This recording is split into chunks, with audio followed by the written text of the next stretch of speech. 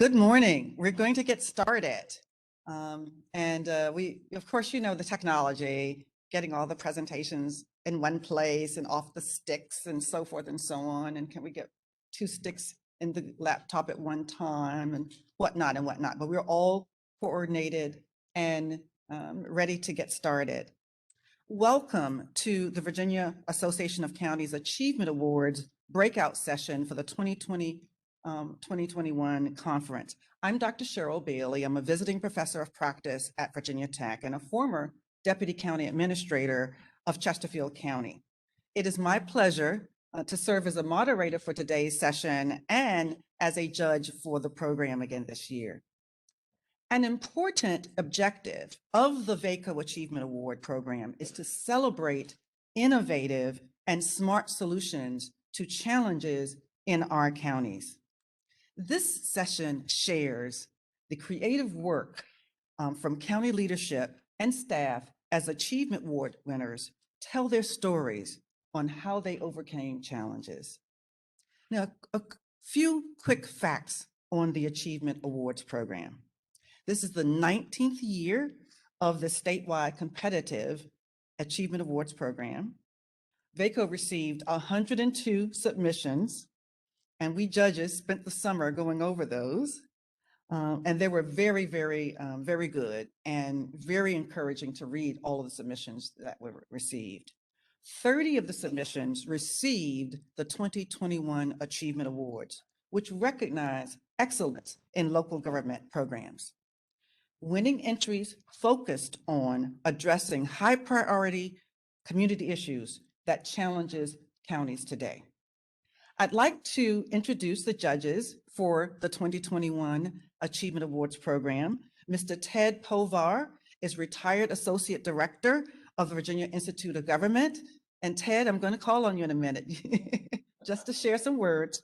I always do. And Mr. Larry Land, who is retired VACo Director of Policy Development, and yours truly. My fellow judges also will provide some introductory remarks. So Ted, can you just share a few words, please? Yes, that's fine. Wherever you're comfortable. I just want to say how it's a pleasure to be a judge. I've done it since inception of the program, and every year you get your stack of 100 applications plus or minus, and you go, oh gosh, this is going to be such a chore to go through, but it's not. It's inspiring. It's always amazing. The new projects, programs that are invented by local government, and just keep up the good work. It's always enlightening for us to read your submissions and go through them, and it's extraordinarily difficult to decide the ones that rise to the top. But please keep submitting them. We enjoy the process, and we hope you'll enjoy these presentations of a few of the select achievement winners. Thank you. Thank you, Ted. And I like to friendly call him our chief judge, because he has been the judge for every year of the 19 years of the program. He has served on the judge panel. So we always kind of look for him for that institutional knowledge and sage wisdom. And Mr. Larry Land is with us, who also has had extensive experience with counties in his tenure as policy director of policy development with VACo. Thank you. Yeah, I think this is, I'm beginning to lose count. I think this is the third or fourth year. I have been privileged to serve on the panel evaluating these award applications, and it's a really gratifying experience, and I really mean that very sincerely. And as I reviewed them this year, there were a number of themes that started to stand out in my mind. And what impressed me about this is that, as we all know, the last 18 to 20 months, we're beginning to lose count of the months, have been difficult. We've been through COVID, and there has been other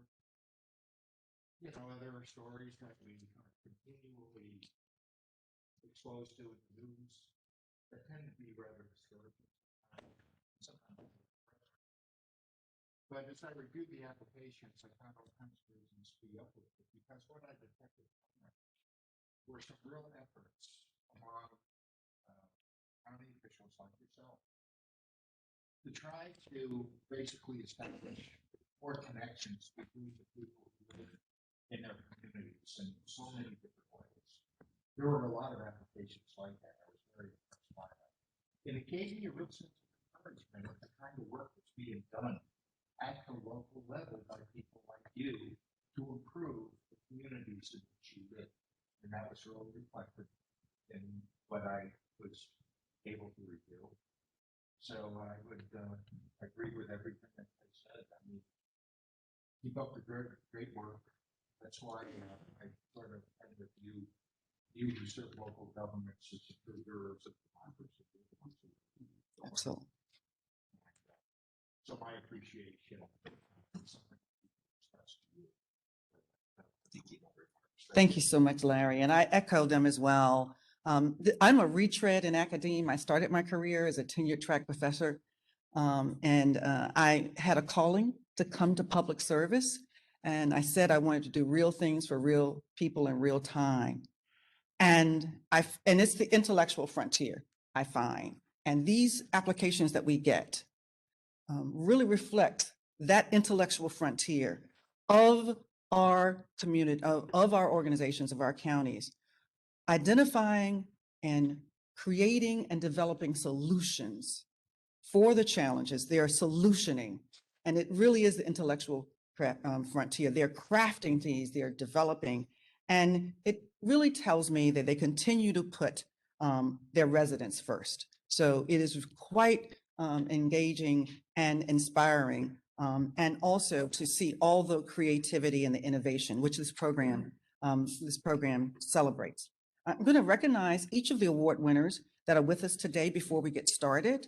We have Nelson County captured the Best Small County Achievement Award. That's for 50,000 or less population for the Blue Ridge Rehabilitation and Trail Project.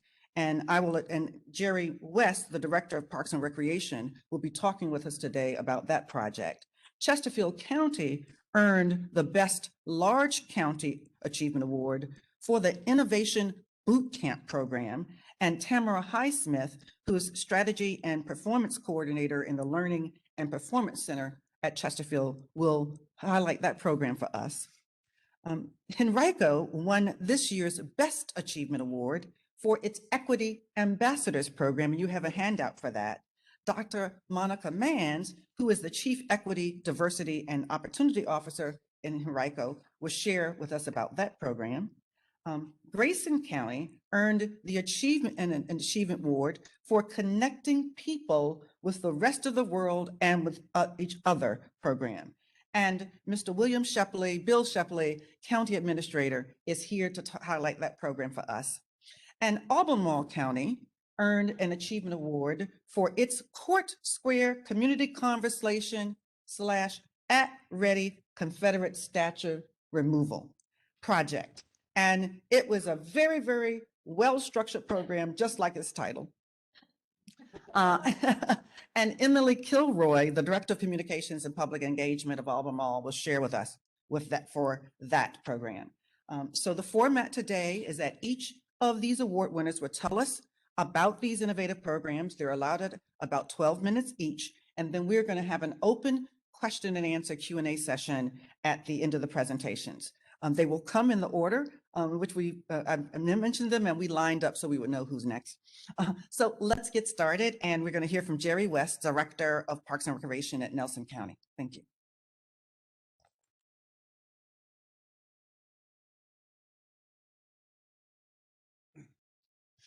Thank you all for coming out to the session today. It's definitely a privilege to be here along with the other award winners. You know, over the past year and a half with COVID and everything, especially in Parks and Recreation field, we had to get creative on what kind of programs we could do. Within Nelson County, the opening of the Blue Ridge Tunnel back last year of November 2020, you know, outdoor recreation is what we needed during COVID. Everybody'd been cooped up inside. We needed to get people outside. The timing of a 20-year project to open up when we had to get people outside, it couldn't have been any better. So it was great timing. Let's see here. So has anyone here been to the Blue Ridge Tunnel? Raise your hand. Besides my Nelson folks in the crowd. All right. Who's been here? Who's been there more than 2 or 3 times? Anybody? Just once? Okay. Well, raise your hand again. I have a little prize for anyone who's been there the most. Right there. All right. Got a shirt for you. All right, so just about the people who have been there. September 23rd, 2020, we welcomed Governor Ralph Northam to visit the tunnel. He actually placed the final brick of restoration. And if you ever visit the tunnel, that brick can actually be found on the western entrance of the tunnel, about 4 or 5 feet in. November 19th, we actually opened up the gates to the tunnel to the public. That weekend was a very, very busy weekend. I don't know if anyone could even find parking space if you came after probably 9 a.m. that morning. October 5th, 2021, we actually welcomed the U.S. Army for special night optics training at the tunnel. Kind of a little backstory. I actually just started with the department on September 1st of this year. So kind of reaping the benefits of Claire Richardson, the former director. And my second or third day in the office, I get a call from, this is Sergeant so-and-so from Fort Belvoir. We want to come use the tunnel for night optics training.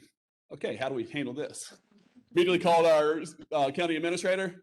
Hey, Steve, is it okay if we do this? Yeah, sure, go ahead. So that was a very neat opportunity to work with the U.S. Army on that. They were there from about 5 p.m. to midnight that night, set up a UTV with probably 15 different cameras on it, and we're able to use our space to help out the U.S. Army. October 28th, we actually welcomed our first official field trip. It was from the Highland School in Warrenton, Virginia. They came down and did a field trip. Now that schools are able to start doing that more often, we hope that more schools around the state of Virginia will bring in field trips to our facility. 3 days before that, actually, we welcomed our 100,000th visitor in under a year. That tunnel has been very, very busy. Any day you go there, you're going to see a crowd. I was actually up there, I think on a Thursday. I checked our trail counters. We're at 99,700. I immediately called our tourism director and I said, hey, I think this weekend we're going to break 100,000 people. So she actually went up there that weekend. I had some other plans going on and met who we think were the 100,000 visitors, provided them a Nelson County prize pack. I think put them up in a bed and breakfast for the evening. It was a very nice gesture for the folks who came up there. So just some tunnel facts. The tunnel itself is 4,273 feet, which is 0.81 miles. It's located 700 feet below Rockfish Gap, right at the exit at Interstate 64 at the top of Afton Mountain. The tunnel is actually passing right below you at that point. The total trail is 2.25 miles. The Eastern Trail is a more ADA accessible trail. It's a little over a half a mile to get from the trailhead up to the tunnel portal. And if you ever visit, that is the easier trail. It does have the larger parking lot as well to benefit that. The Western Trail is 0.81 miles from the trailhead to the tunnel. It is a little more strenuous terrain, up and down, more steeper hills. So if you are more of an avid hiker, I would suggest trying out that side. So this is the path that the tunnel takes. Like I said, it goes underneath Route 250, I-64, Skyline Drive, Appalachian Trail goes right across it as well. We get quite a few Appalachian Trail through hikers cut off the path and come down to visit the tunnel also. So a little back history of it. So the tunnel was actually designed by Claudius Crozet. He was commissioned for his third stint of chief engineer of the state of Virginia to work on a 17-mile section of the Virginia Central Railroad. That actually consisted of 4 tunnels, the Blue Ridge Tunnel being the longest. As you can see here, here's the map of his section on the dotted line, what he was able to do. The Greenwood Tunnel, the Brooksville Tunnel, and the Little Rock Tunnel They were smaller, about 100 to between 100 to 500 feet long, very, very small tunnels compared to the project he took on with the Blue Ridge Tunnel. In March 1850, he was able to start construction. He hired on the Kelly and Company construction company out of Maryland that brought down Irish immigrants to construct the tunnel. Just in the first year, they only went 19 feet on the eastern side and 72 feet on the west. The eastern side is mainly made up of greenstone rock. So if you can imagine 1850s, before the invention of dynamite, you know, chiseling through greenstone was not the easiest task to take on. December 29th, 1856, they actually met in the middle, the eastern group and the western group. So I like to say that's the light at the middle of the tunnel. They were able to, both groups not even knowing where each other were, they came with Crozet's projections within 6 inches of his overall projection, basically going almost a mile through blindly from 2 different sides of the mountain, which at that time is a very miraculous feat. Fast forward 86 years, the tunnel was closed down. They put in a new tunnel that runs parallel to it, as you can see here in the picture. And when that tunnel opened, the Blue Ridge Tunnel ceased to exist as far as any railroad travel. The 50s, the Dixie Bottle and Gas Corporation actually put in 12-foot bulkheads in the tunnel.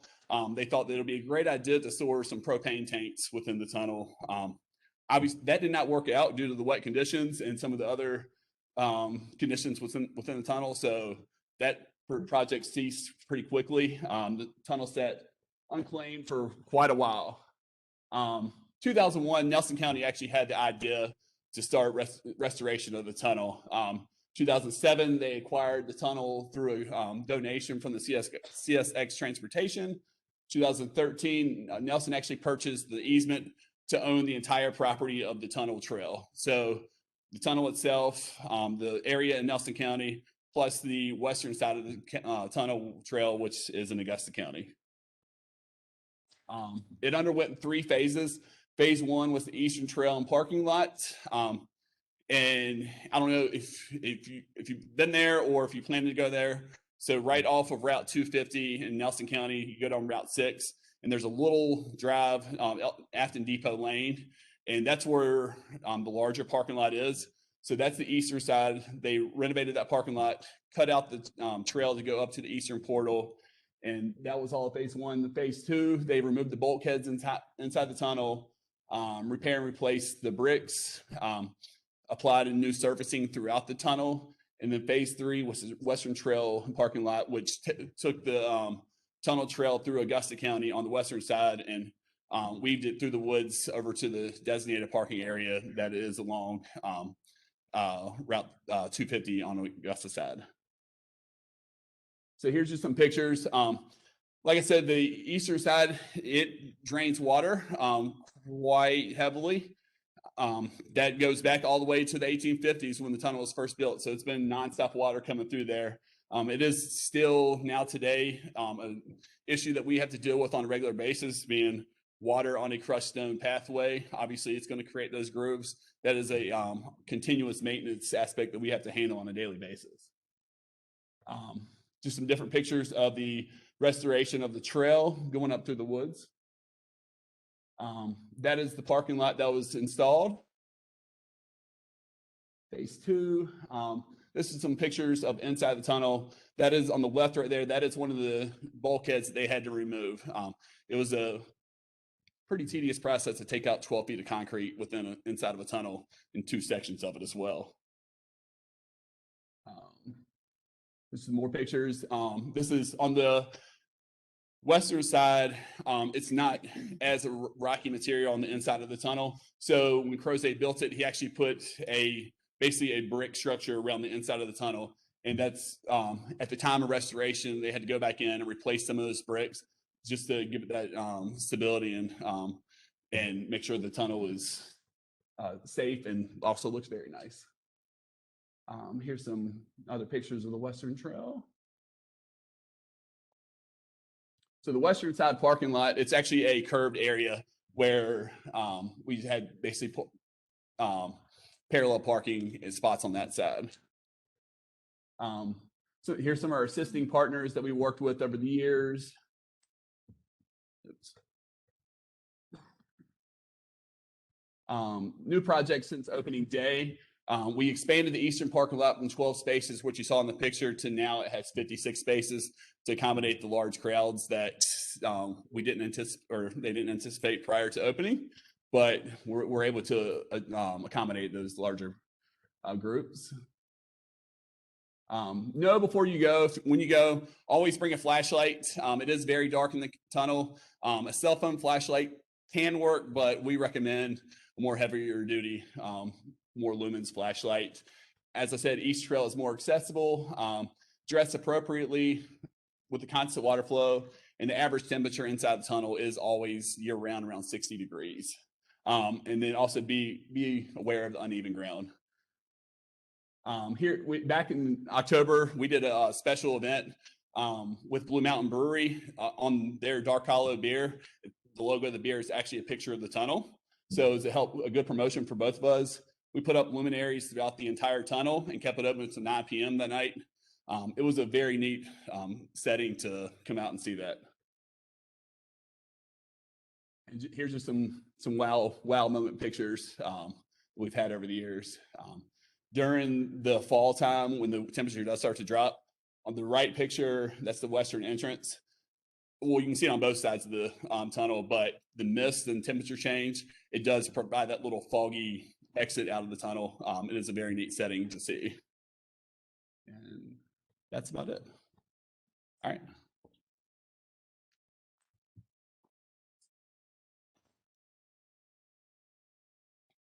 What an exciting project.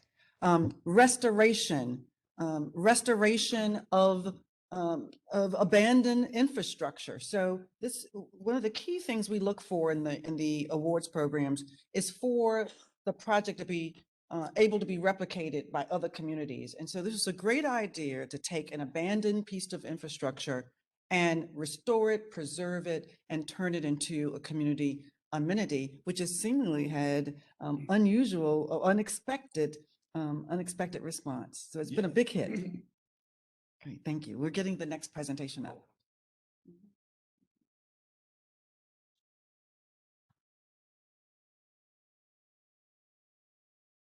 So Tamara Highsmith of Chesterfield is going to tell us about the Innovation Boot Camp. Tamara? Yes.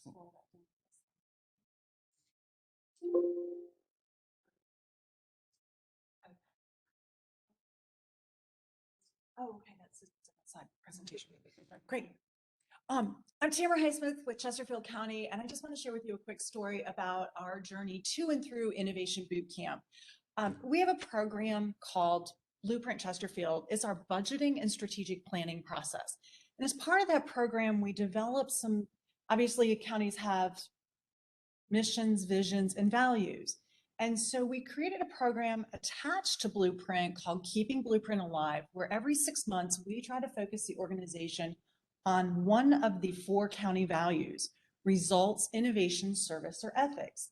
And that programming can look like an executive book club. It can be instructor-led classes, a variety of things, manager guides to conversations with their team, just to have conversations around the values.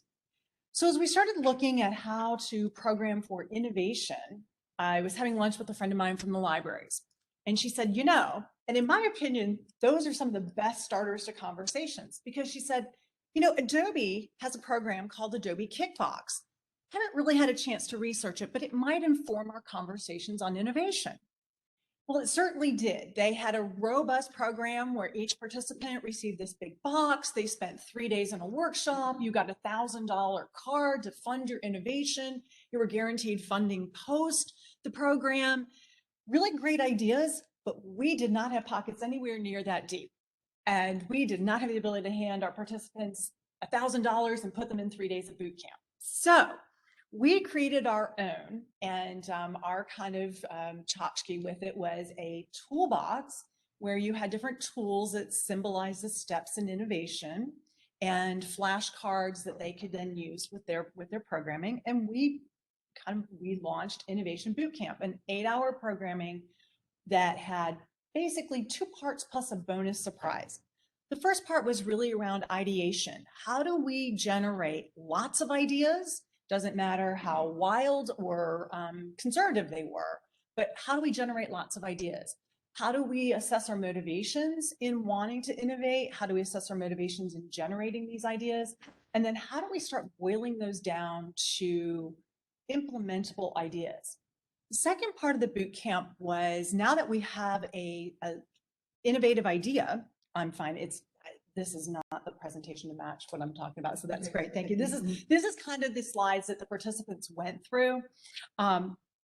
The second part of the boot camp was the process. So now that you have an idea, how do we gather data on it? How do we go talk to our stakeholders? How do we engage a team around making this an implementable solution?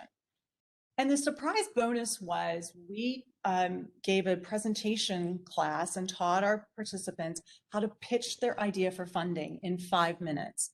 So they were given the opportunity to pitch for funding with our executive leadership team. We had been guaranteed some funding that, based on voting, could be made available to these innovative projects, so that we knew that we could actually implement some of them. We were really excited. The outcomes of this were that we ended up with 8 participants, and we're a little disappointed in the participation, but and then we got COVIDed, so we'll be bringing this again forward to the organization. We ended up with 7 projects representing 5 departments. We had 2 IT solutions, and as we went through that process, one of their teammates was on the IT department. And they said, guess what? We're actually getting ready to buy some software that we think we can partner with. So we really saved a ton of money, add a little bit of tech enhancements to the technology they were getting ready to buy. We took care of 2 innovative solutions with that one. We have 1 program. I'll talk about the one that's currently being piloted. We have 1 program still in play, the utilities notification for cutoffs. That comes with some code changes. But because of the moratorium on utility cutoffs, disconnects, we had to kind of put that project on hold. We're bringing that back when we can actually talk to some of the customers, and how do we innovatively talk with them about past due bills and get those a little more recurrent and focused. The program that actually went forward and gave a presentation to our executives for funding was a mobile library. And no longer the books on wheels, but it's basically a tablet reader that is loaded with 1,000 pieces of material from our libraries. And it can be used on things like some of our buses and transportation when they're going to and from group homes. It can be used in waiting areas, some things that people can check out. If you're with our social services department and you're spending a good portion of your day kind of getting your benefits, you have something that you can borrow and read. So that is currently under pilot, and we're pretty excited about that. Lessons learned. We were disappointed that we only had 8 participants, and so we're excited to launch it again. We have some departments who said, we really like what you did, and can you come and do this program in our department? And so we're excited about the concept of that. In-person works the best to bring this about, because one of the things that we struggle with is, how do we make innovation kind of a part of our everyday life? And I should have been able to, sorry, my apologies for you. We defined all of our values. And so we defined innovation as, we look for new ways to solve problems and approach service delivery. It means we curiously explore ways to turn ideas into solutions. We work collaboratively, and we constantly think about the customer experience. And so those were the goals that we used to drive home our innovation program. So that is the Innovation Bootcamp in Chesterfield County. Thank you. Thank you.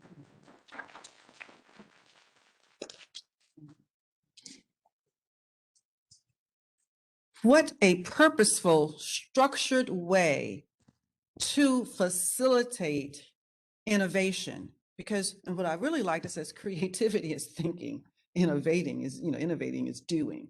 And so they have a structured program with a lot of support, process, procedures to help folks take their ideas to solutions, and focusing on the solutions, being result oriented and improving the customer experience and the service delivery. And also, one of the key things is there was funding. Something could actually happen. So the focus on solutions, results, and doing something made a difference too. So thank you very much for that with Chesterfield. And we're getting loaded for Henrico. Okay, all right. So while we're working on the technology, Bill, so you get to go next. And of course, you know, as things come up in county in the board meetings, and so you're used to being called on unexpectedly. Come on.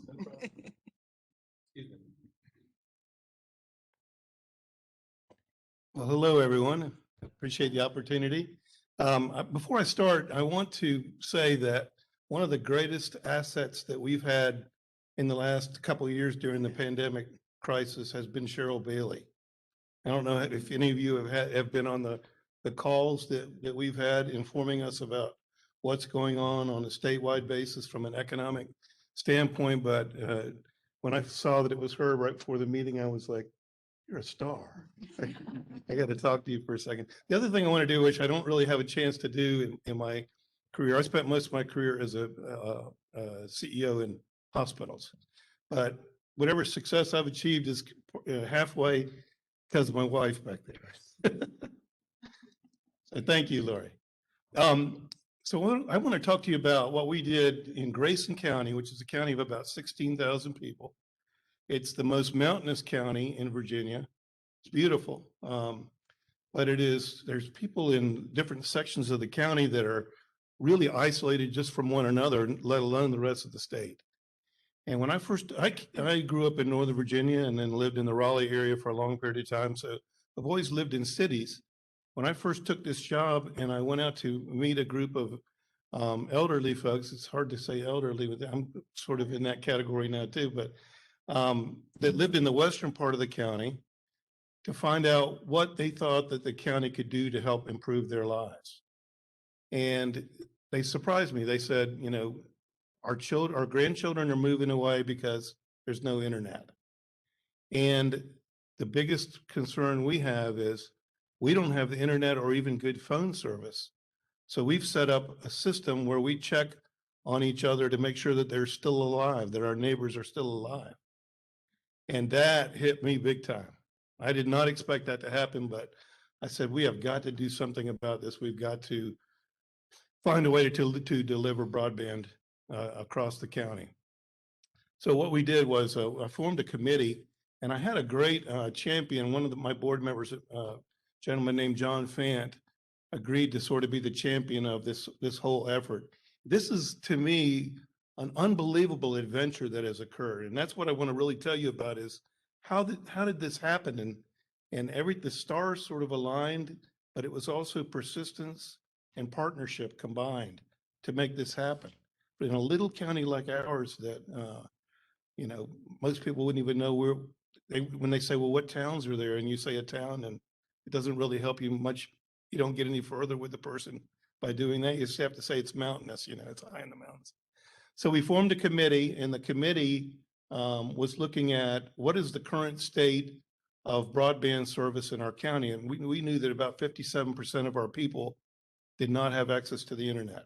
So kids go to other kids' homes to be able to get on the internet. They go to hotspots and they move away when they graduate from high school because they can't get really what's basically a utility anymore, which is broadband. So this committee, we hired a consultant to come in and help us figure out where the gaps were and where we needed, what we could possibly do, planning on putting broadband into place over the next 5 to 10 years. And one of the things we discovered was the companies that were saying they were actually servicing an area, if there was a burst of connectivity, occasionally they could count that as a connected and serviced home. And that was really enlightening to us as we did our own analysis of, there's like a self-analysis you can do through your computer to help you be able to figure out what kind of level of service you're getting from a technical standpoint in your home. And we discovered that it was like 0.8 megabytes, and they were being reported as having 10 to 20. So that really enlightened us, first of all, about the need to go a little bit further. And then what happened is that as we were seeking out grants, and we got a VACo grant and other grants that at the state level and a federal level, then the Appalachian Power, who's our power provider, came to us and said they were trying to petition the state to select a pilot county to be able to, as they upgraded their power system, they wanted to put in fiber at the same time. And they wanted to know, did we want to partner with them to make that happen? And of course we did. But it was going to take petitioning the state government to change one rule, one law, in order to enable us to be able to be the first pilot program. So one of our delegates, Israel O'Quinn, helped us tremendously to petition the state legislature to change that law and let there be almost an experiment of trying to help one county to get the internet at the same time that the energy systems were being upgraded on a countywide basis. So that process started. That meant a combination of the county, a company called Gigabeam, which is going to be providing our service. The state of Virginia and Appalachian Power formed a partnership together. And that partnership led to the beginning of the installation of about 450 miles of fiber in our county. And that half of that is completed. And the rest of that will be completed in the next couple months. And we will be able to deliver fiber to about 80% of the people that live in our county. And then there's going to be wireless projected out to the rest of the folks in our county. So we were really excited about that. About the middle of September, another piece of this puzzle occurred. I was contacted by Facebook, and they had heard that we had put together this partnership that was going to be able to deliver broadband in a rural county, something that they wanted to be able to do. So they asked if they could come to send a team to our county and interview people and find out how we did this and create a documentary about it. And so they came down about the third week of September, and there were about 10 people that came, and they did interviews with people that have been involved with the process. And one of the things we wanted them to do was interview people whose lives would be changed by having the internet. So one of the most touching parts of the video is they're interviewing a mother who has two small girls, and those two girls have the same heart problem, and they have to be able to get on the internet every single day to monitor their heart, and they can't get it from their home, so they have to go to another location about 20 minutes away in order to just do that monitoring. That's going to help them, her tremendously. It's going to help our farmers. The farmers can monitor their crops and adjust things on a large basis, but we're hoping it's going to we have the fastest declining county population in the state of Virginia. And since we've started to put this in place, and in combination with COVID-19, I'm sure that's played a major part in it, we've had 10 times as many people contact us about asking for building permits than we had 2 years ago. So we're trying to figure out, how do we allow this growth to occur without changing everything? We want to keep some things from the past, but we want to also grow into the future. So that documentary has been created, and it's online. You can get it through Facebook's website. It's called you go under Network Moments. Okay, great. I appreciate that. Thank you. It's about 10 or 15 minutes long. And the last thing I wanted to tell you about it is 60 countries now have contacted my county to find out how this occurred, mostly in South America and Europe. And they're places that have rural areas, and mountainous rural areas. One of the reasons the Appalachian Power picked our county is they wanted to show the state that they can do this in the most difficult county to do. And we have 2 of the 3 highest mountains in Virginia in our county. And, people live in what they call hollows. They're like in between in the valleys, and there's no line of sight to the towers. So that sort of situation occurs throughout the rest of the world. So something that just came from a meeting with a group of, again, elderly folks, which I'm in that category, to just talk about what we could do for them has led to something that has helped my county to be an international leader, and something that I hope in some way we can help any county that might want to pick up some of this information, because it was persistence and partnership and some luck, that came together to make it happen. And I'm sorry I don't have slides and the whole shebang, but I just wanted to kind of talk to you like as if it's just a one-on-one conversation with you. So thank you very much. Persistence, partnership, and luck. I believe that luck is the byproduct of hard work as well.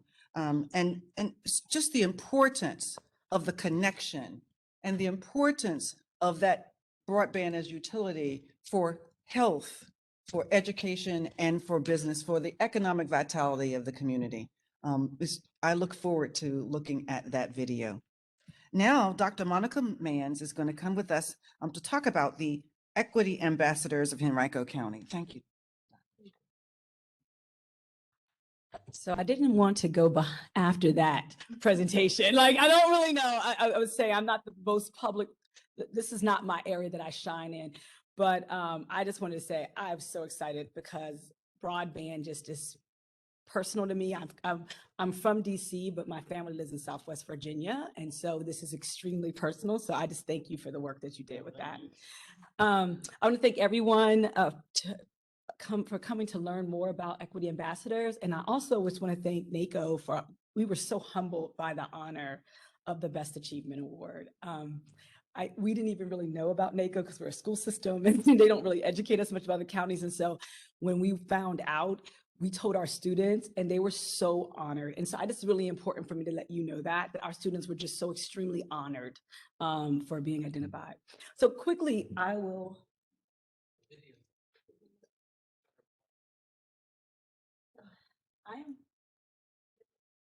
So what I'm going to do is I want to quickly kind of talk a little bit about it. I gave everybody an overview. This is the educator in me. So this is the newsletter.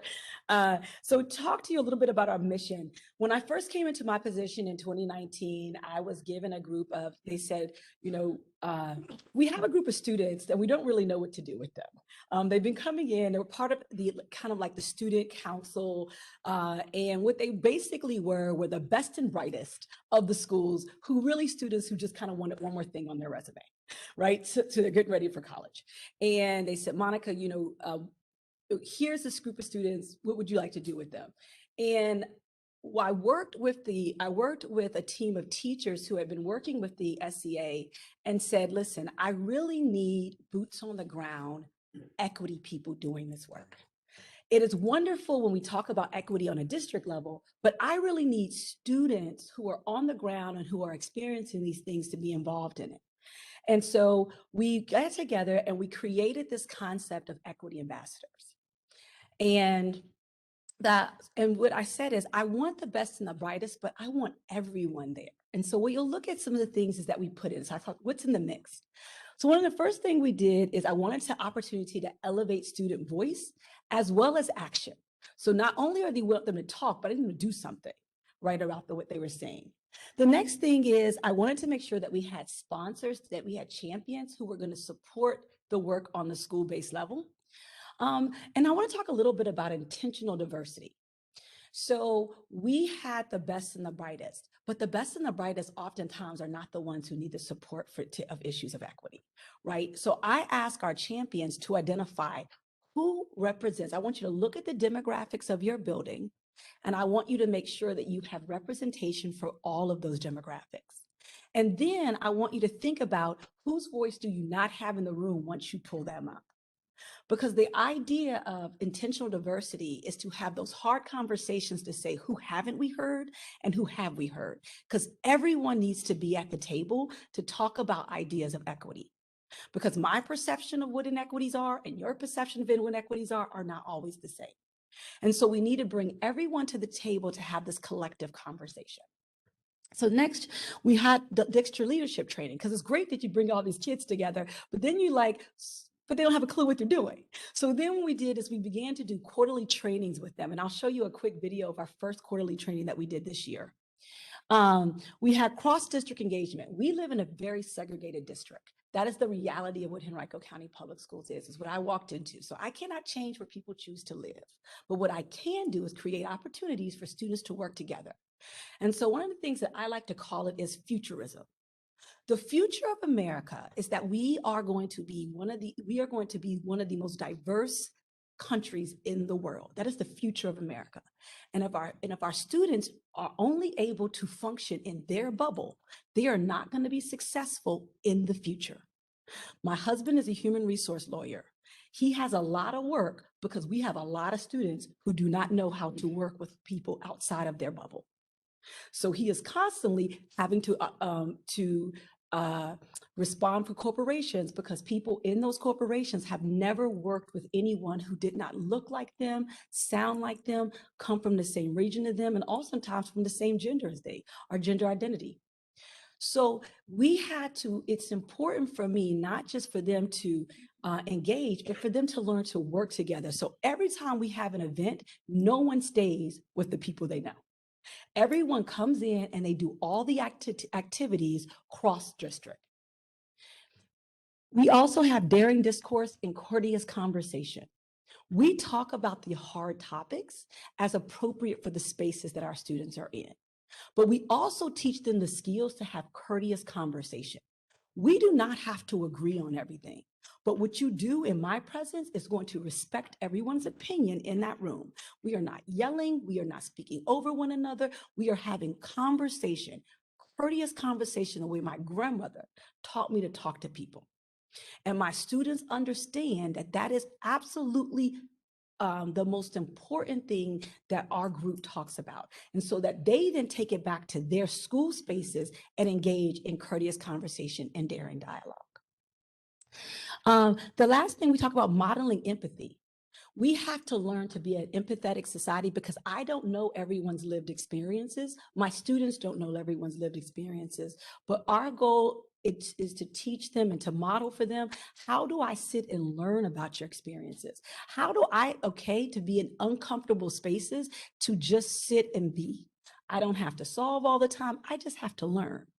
And so we model that type of empathy, and we train our champions to model that empathy, and we train our students to model that empathy. And the last thing is what I love about us all is that we have fun. We engage, we have laughter, we have food, and we have dancing. And so now I want to show you our video for our first leadership meeting that we had.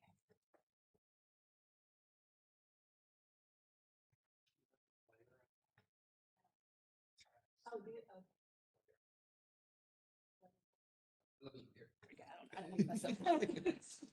I apologize. Technology. Right. Let me know. Oh, no, that was next. That's the, there's two. This is the one. This one. Okay.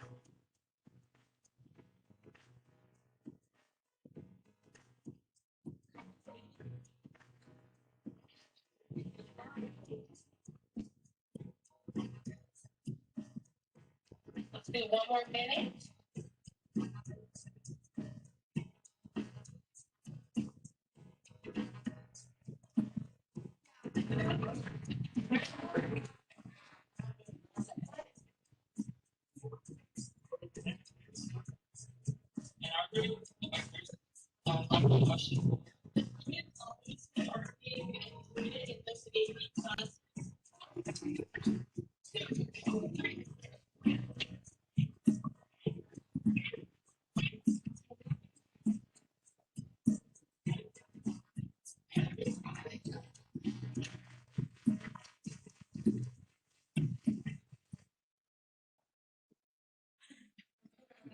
So we have a total of those. So one of the things that we have been doing this for about 3 years. This is our 4th year. When COVID happened, my students begged me not to stop. They had only been doing it for 1.5 years at this point. So we went ahead and took our programming virtual. So the year that we were out of school, all of our programming went virtual. We did did a virtual leadership summit for our students. They all participated on their own time after school hours.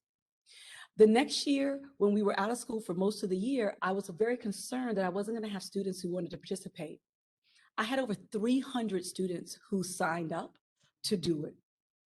And we sent those students back to their schools. So I want to talk a little bit about, that was kind of when we wrote into NACO, was about not just that we were doing equity ambassadors, but that we were able to transition the idea online, and at our students' bequest, because they wanted it. And what they also wanted to do, we were going through a time of social unrest. All of us were there, we all felt it.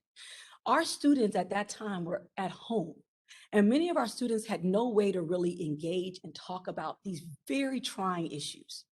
And so we decided to do a book club. And so if you turn around, we did 2 additional activities for our students.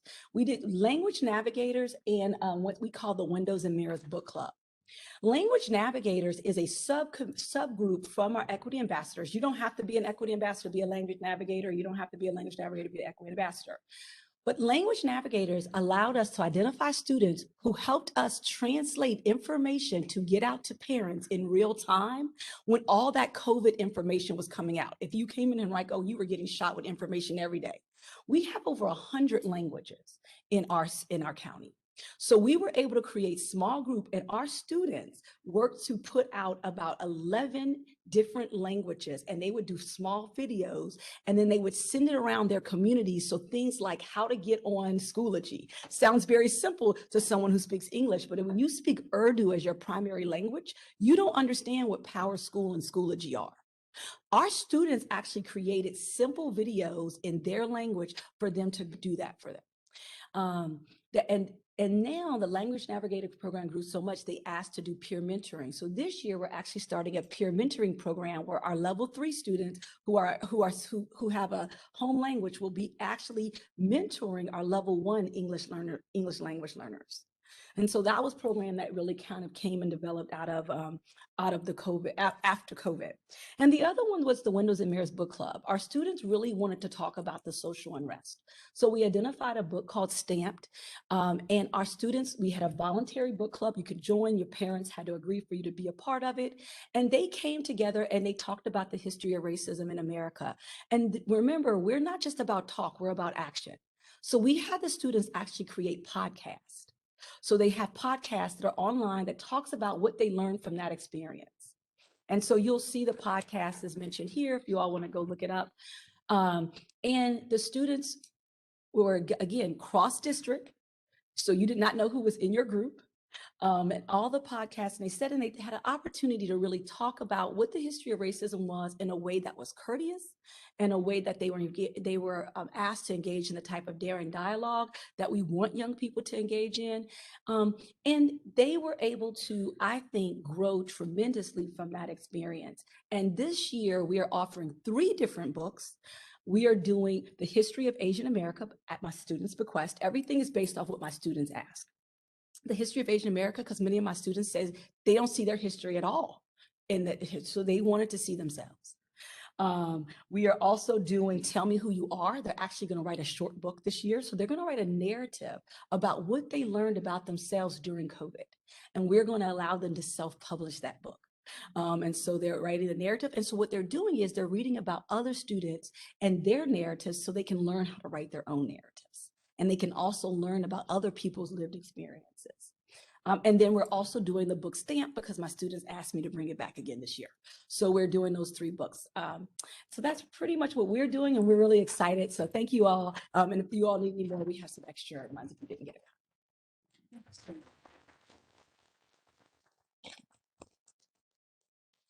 Thank you, Dr. Mans. I tell you, the young people are going to lead.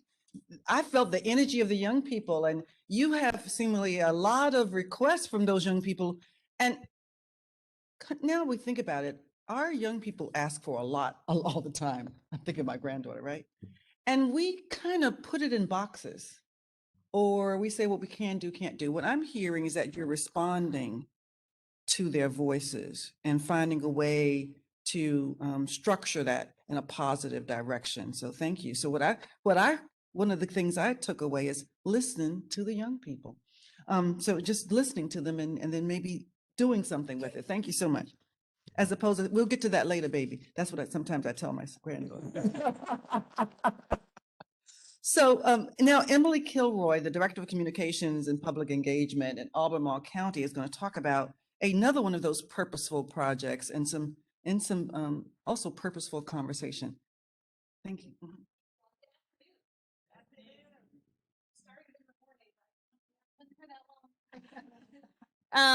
So first, I really want to, intellectual frontier is really ringing in my ears right now.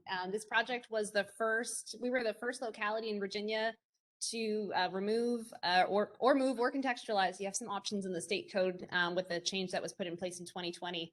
Albemarle County was the first locality to go through that process. We're really proud to do that. That is a leadership position that the Board of Supervisors put us in. So I want to recognize Supervisor Lapisto Kirtley, who's with us today, and the rest of the Albemarle County Board of Supervisors. It's risky and it's hard to be the first, and there was a lot of trust in the community and the staff to carry out a really difficult project. So I'm gonna do this twice. This is fun. Okay, so I just want to set the scene, give a little background. If you don't know Albemarle, you may not know that Albemarle County is the county that surrounds the city of Charlottesville. So that flesh-colored hole in the center of Albemarle County is the city of Charlottesville. But there's another little wrinkle in our political administrative boundary. The courthouse, the county seat, was never annexed by the city of Charlottesville. So there's like a little blueberry in the middle of the city of Charlottesville that is actually Albemarle County. And that actually holds our most prominent public space. So we've got, at the time, when this photo was taken, the at-ready Confederate Monument was right up front of the historic courthouse at Court Square. Again, it feels like you're in the city of Charlottesville, but you are actually in Albemarle County. And the statue was placed it was our historic market square. It was on the weekends that people would go to sell things at Court Square. Court proceedings obviously happened during the weekdays, and that's still true today. But Court Square was sort of it's got more of a park. It's a public good. It's a place where people are supposed to feel welcome and be able to enjoy that space. And in 1909, this Confederate memorial was placed at the head of the street that you walk up to go from the downtown Charlottesville up to the courthouse, surrounded by Napoleon cannons. And he was removed on September 12th, 2020. Again, there was state enabling authority that was given in 2020. And in 2018, the Albemarle County Board of Supervisors joined several other localities in Virginia in advocating to the state elected officials to have that piece of code changed at the state to allow localities to decide for themselves what to do with a lot of these Confederate statues that are in a lot of public places in Virginia. And in 2019, staff came to understand that there was a growing interest by the newly elected state officials to make that code change happen during the 2020 General Assembly session. And so in January, so while the General Assembly was taking their seats to start their session, our incident management team was taking our seats to talk about, well, what would we really do? Because while the county had made this a legislative priority, the board also was very clear that there was no certain outcome at the start of this project. So there was not consensus either way to move or remove or contextualize the statue that we had in Albemarle. And so we knew that we didn't know what the outcome was going to be, but we really wanted the community, and the board articulated pretty certainly that they wanted the community to be part of the decision-making process. They wanted to hear from the community, does the statue still reflect the values of our community today? And the second thing is that we knew that this was going to be a really contentious process, both with the engagement and also if there was any removal, just because of where we were located ostensibly in the city of Charlottesville. And so we knew that we really needed to work together really well. So we identified a few areas of focus. First, we wanted to have a really strong community engagement process that really made clear that all viewpoints were welcome in the conversation. And we also needed a really strong logistics plan for removing or relocating a statue if that ended up being the direction that the board wanted to take, and a coordinated public safety framework. So we set a common purpose that I have up on the slide, but it's really to engage directly with the community. Let's not sit in a room and decide what we think the community wants, but let's really go out there and talk to them, provide for well-being of community members on our staff, and collaborate with our regional partners. And so this clarity of purpose really guided our conversations for how we should move forward. So we had leadership at all the departments listed up there in all of our meetings to really ensure that we had really strong alignment throughout. So community engagement was obviously really important, and there was a lot of uncertainty because we were going with the General Assembly's decision-making process. There was a lot of stuff that we didn't know at the start of the process. We didn't know what was going to happen. We didn't know if General Assembly would vote on the bills, if the governor would sign it, and what that process would look like, if there would even be a process. And so we communicated all the time about what we knew and what we didn't know. So we don't know yet what this is going to look like, but we're getting ready just in case. When we got, as more information became available, we shared the date and the time of the removal. A lot of communities removed their statues as sort of they'll just kind of pop up in the middle of the night and take down a statue. There was a decision made that we really wanted the community to be in the loop on what that was going to look like. We arranged a live stream of the removal event. So if you have 16 hours and you want to watch a statue come down, I encourage you to look it up on YouTube. Because we wanted people to be able to watch, but we wanted people to have options to watch safely from their home. We ended up removing the statue in the middle of the pandemic. We didn't know that at the time, but we wanted folks to be able to participate in the way that felt really good for them. We also directly engaged with community activists. So there was a lot of interest in seeing how this was going to happen and making sure that it happened in a really appropriate way. We had our project manager for the construction part of the project and the police department meet with community activists to go over the security perimeter, the plans that were in place to make sure that they knew what was happening and why, and also give them opportunities to flag things that might be addressed a little bit differently to achieve a better outcome for everybody. Our role as government was really just a convener in our community engagement process. So we relied heavily on community experts. We're very fortunate to have the University of Virginia in Albemarle County. And so we had really, experts in history, architecture, but also community members who had more of a community-based history as leading panel conversations on different aspects of public space, memorialization, the Civil War in our community. And we worked with area nonprofits to have a series of listening sessions with small group discussions with really strong facilitators with a mediation background to be able to navigate really difficult conversations with people who had very different viewpoints on what we should do with our statue. When we got to the public hearing with the Board of Supervisors to make their decision about what we would do, we had a community work group who again was a cross-section of folks who had very different viewpoints, who sort of digested what we heard through the community engagement process, and they presented that to the Board of Supervisors so that it didn't have a staff filter on it. It was really from the community. And then during our removal live stream, because a lot of our panel events ended up being virtual from COVID, we actually were able to play picture-in-picture some of our panel discussions during the removal process to sort of enrich those who are watching. We also relied really heavily on primary documents. There were a lot of questions about, what were the motives that led to the statue being placed, which statue and where it was placed and why. And so we worked with community partners to unearth a lot of primary documents from the time, and we were able to find speeches that were given on the day of the installation of the statue in 1909. And we're able to really let those documents, read as they were written, do a lot of the work of, of answering that question of what was the purpose of the statue when it went in. And this is the hardest part. We acknowledge the role of local government. So really difficult conversations were had throughout this process. And vulnerability is a really important part of that. And so we acknowledged where local government really did have a role. So it was easy for us to say the Daughters of the Confederacy were who put this statue in place. But it's a lot harder to say, and the county gave them the land to put it on, and also levied a tax to give a formal contribution to the installation of that statue. And that was really important for community members who may not feel welcome at government processes to sort of hear us acknowledge that. We also wanted to make sure we created inclusive and welcoming opportunities. We did lots of different things to try to get lots of different people to sort of be part of the process and share their thoughts. And we used every opportunity as a way to have to start a conversation. So We had a couple of walking tours before the pandemic, had to have us turn that into a video walking tour. But we used that walking tour as a way to start a conversation with the people who attended about, again, like, what does this space mean to you, and does it reflect what we feel like is important today? I mentioned at the start, a lot of logistics were really important, and the context sort of grew as our year sort of 2020 progressed. In addition to the pandemic, there was a lot of civil unrest after the murder of George Floyd, and statues were being pulled down by activists in the streets. In Richmond, there was one week where 3 came down.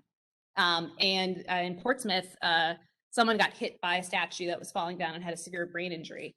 And so there was a very real sense of our statue was small enough that one could, if you were very motivated, one could pull it down themselves. And we really didn't want to see that happen, because we saw how difficult that was for the communities and the people that were involved in that. The other thing that was happening in Charlottesville and Albemarle, which I'm not going to go into a lot of, but I just want to raise as sort of part of our context. There was a group of individuals who, because of the state code change, started watching the parks to see if the city or the county would, in the middle of the night, try to take down one of the statues. And then another group started to watch those people. And so those are their Twitter handles, and you can fall down that rabbit hole yourself. But that was just another thing that we were, from a public safety standpoint, was a very real concern, that you had opposing groups that were sort of setting up camp in the middle of the night to watch each other. And that felt, it added a lot of tension to the situation. Also, when we were planning the removal, we knew it would be in the fall. And at the beginning of the summer, we thought the pandemic would be well over by fall of 2020. We were very wrong. And there was a moment, so we've been planning for a big in-person event to have the removal with. And then as students started returning in August and our cases really started to take another big tick up, we said, oh gosh, like, we have to, this is a virtual event, and how do you take down a statue virtually? And so that really changed a lot of the context in which we were working. But that was okay, because we'd been meeting since January, and we had a really good team together. And so one of the things that you may or may not know is that often in government, we'll sort of plan the pie together, but we'll carve it into little slices and say, well, I'll do this and you do that, and your department takes care of that. And then we kind of go back to our departments and kind of do our thing. We knew that wasn't going to work for this one. So we put all of our plans together, and we challenged each other. We put our, the construction perimeter with the security perimeter, and sort of thought through, okay, well, how's that going to work? And if unrest happens, how are people going to get out, and where are they going to go? And then how are they going to get there? And what are we going to do about that? And so a lot of really layered thinking went into trying to play out what would happen and how we could address it. We had to prepare 3 procurements, because we knew we wanted to work as quickly as possible to move through the state process. And we didn't want paperwork to be the reason why things slowed down. So we prepared stuff in advance to try to keep things moving as fast as we could. So you're not supposed to be able to read that, but just to show how we had to really map out together what was going to happen and when, in a really extended tabletop.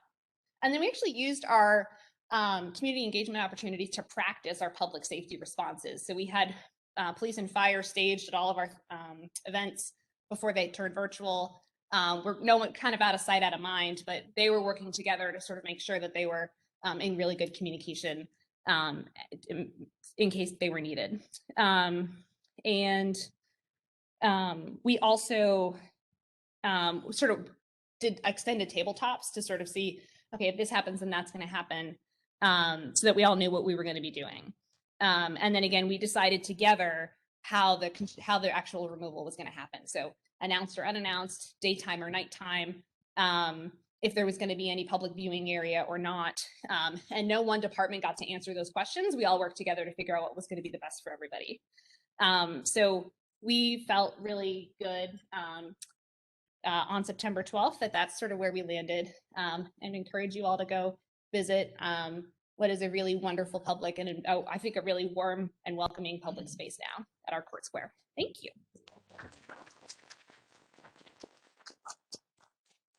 Thank you very much. The words that come to my mind are inclusive, Well, actually, I was thinking comprehensive and thorough. Comprehensive and thorough. That comes before the inclusive because you were comprehensively and thoroughly inclusive. And then the coordination is quite significant, and taking it, and you know, having spent more than my fair share or a nice fair share in emergency ops rooms, I felt that level of coordination that we typically only do when you have a overnight bag in the car. And so to do that for other types of efforts really just took, again, that comprehensive and thoroughness. So thank you. And very purposeful, very purposeful. And I also like and also transparent. You know, so comprehensively, thoroughly inclusive and transparent. We saw it as being very purposeful, but all those details didn't come through in the submission. So thank you so much for sharing that. We do have some time for questions, a little time for questions. Do we have questions from the audience for any of the presentations? Any questions? Yes, sir. Just a question. What's the student population that you were looking at? How did that track? So we have about 50,000 students. Give or take 48. Understand different schools? Yes. We serve all high schools, and this fall we're going to pilot the middle school because we've been asked, but due to limited funding, I can't provide the level of support.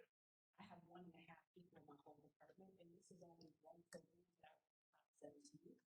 So my ability is to provide that level of support for it to be successful, and because it can be contingent. The work, you know, if you just say, oh, do equity at a school, you don't know what you're getting from kids. So you really do have to be hands-on and support. So we're going to run a pilot in middle school, but it's in every single one of our high schools, and it's in our alternative school. And it was really important that the alternative school be a part of a conversation because oftentimes alternative schools are left out. Any other questions? So one other thing I want to mention is that I liked going to primary sources. I tell my students at Virginia Tech always when they're doing their research, well, first of all, we have to be clinical. We're doing academic research, not advocacy. So it has to be evidence-based, and also primary sources are much better than secondary sources and much better than tertiary sources. And what we get oftentimes on these things, maybe even removed from tertiary, but going to the primary resource is just good research. So that was also another value that stuck out in my mind. This has been a very, again, inspiring session. We want to thank each of our speakers. Each of the winning programs focused on developing those solutions and addressing the needs in the community and overcoming those complex challenges. We want to give a quick tote board on the program. This is our 19th year, going into 20th next year. The top all-time winners over the last, top 3 all-time winners, Chesterfield with 39, and they have won an award in each of the 19 years of the program. Henrico is second with a total of 34 achievement awards, and Loudon is third with 25. We want to say, so we encourage you, and this was Nelson's first application. They won the first year. We're bad and good. Yeah, that was, you're batting 1,000.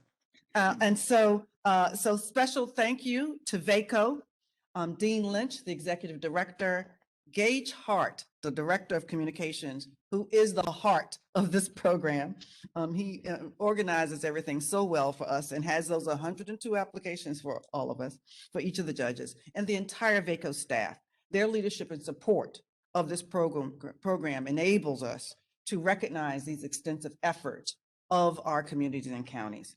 We appreciate all of your attention today and enjoy the rest of the conference. Have a good day. Thank you. Bye-bye.